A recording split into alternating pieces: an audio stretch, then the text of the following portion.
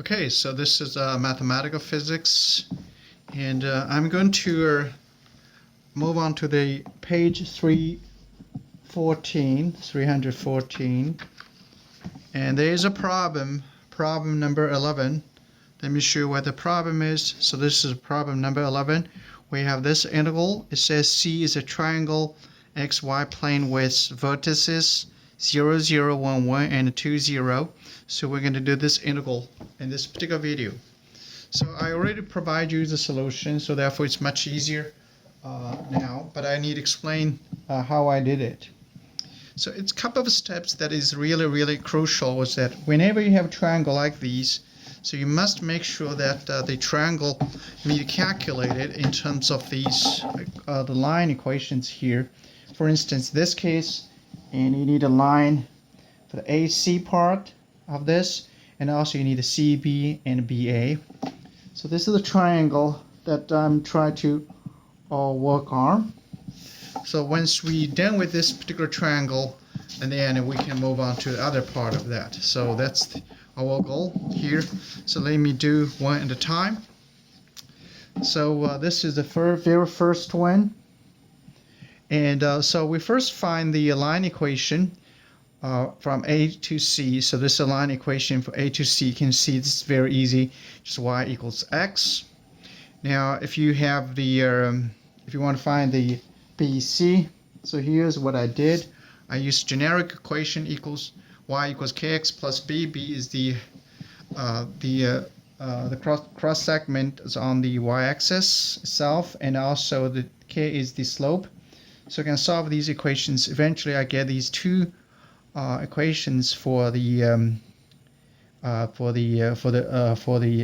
BC, and AB is there's no need, is because just x equals y, y equals 0. So this is all you need to do the calculation.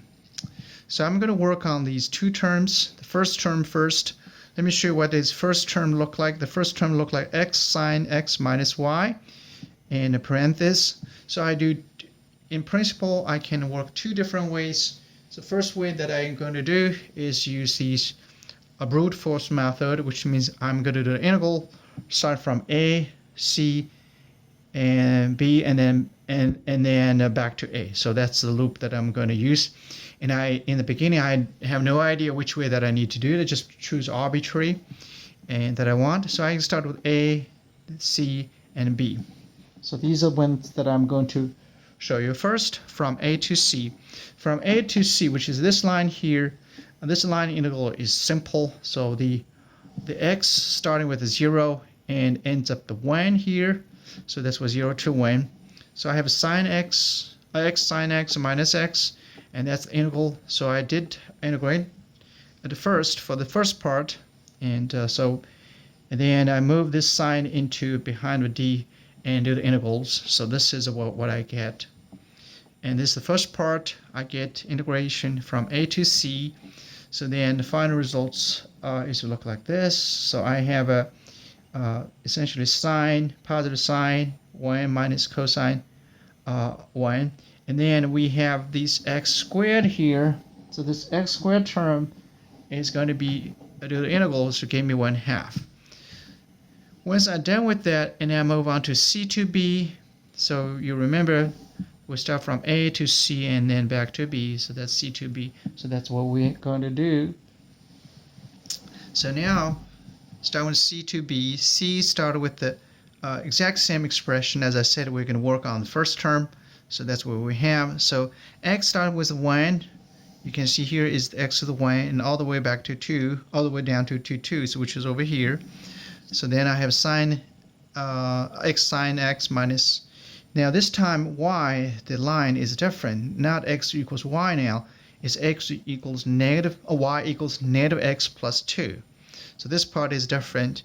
And integration is relatively straightforward. I got this expression eventually, and I got the final results is this one. This entire expression over here should be equals 1/2. So this one 1/2.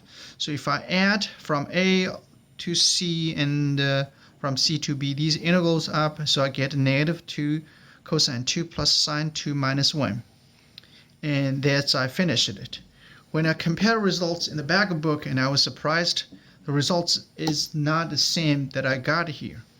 And then what I did, I just keep on working on this. So I do the integral just for fun, and I just want to know what's the main problem that is. So then I started from the B all the way to A. So essentially I do the loop integral instead of the open integral. Open integral, which means I start from A to C and B and then N. But now if I do the loop integral, I do one more step, which is B to A. So which is moving from B and to A. So that's what I have. You see, can you see here the B to A here? So this is B to A. So from B all the way to A. When I finish the integral, and that's where we'll get that